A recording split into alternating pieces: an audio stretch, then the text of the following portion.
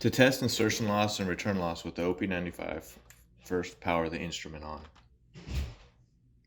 You'll need a reference cord with a connector that's similar to your DUT, also a matching block to terminate the end of the DUT.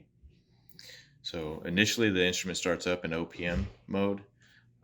To do dual wavelength measurements, it's usually easier just to cycle over to the dual wavelength IL. And what we're going to do is we're going to perform a reference.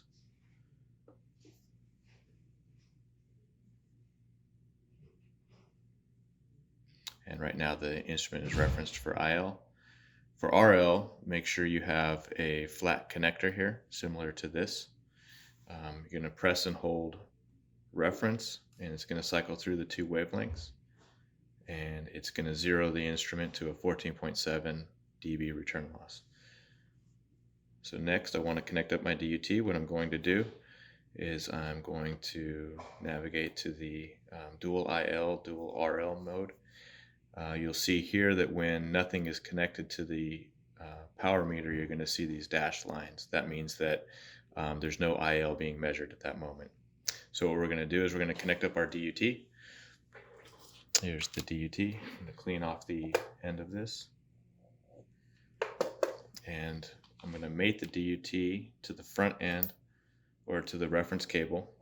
So right now you'll see that we're getting bad return loss measurements. What I need to do is terminate the back end of this DUT into the matching block.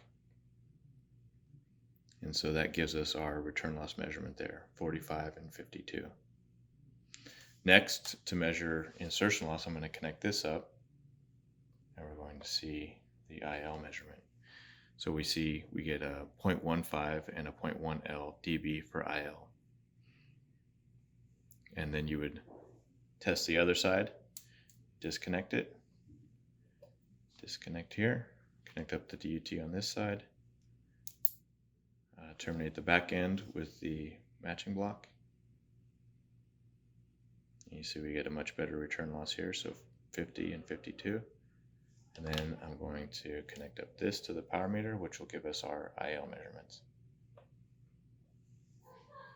So we're getting an IL of 0.34 and 0.31 on this instrument, or on this DUT.